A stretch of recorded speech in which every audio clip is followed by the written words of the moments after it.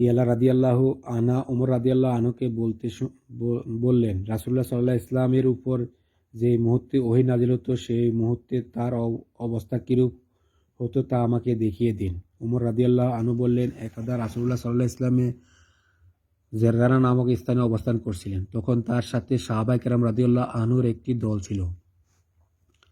তখন এক ব্যক্তি তার নিকট এসে বলল, হে আল্লাহর রাসূল, সেই ব্যক্তি সম্পর্কে আপনি কি মনে করেন যে ব্যক্তি উমরার ইহরাম বেঁধেছে কিন্তু তার কাপড় ও শরীরে সুগন্ধি লাগানো রয়েছে?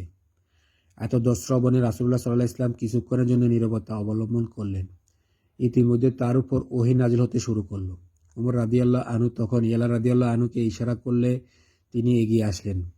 তখন রাসূলুল্লাহ সাল্লাল্লাহু আলাইহি ওয়াসাল্লামের গায়ের উপর একখানা কাপড় টেনে ছায়া করা হয়েছিল। ইয়ালা রাদিয়াল্লাহু আনহু তখন কাপড়ের মধ্যে তার মাথা দাখিল করে উঁকি মারলেন।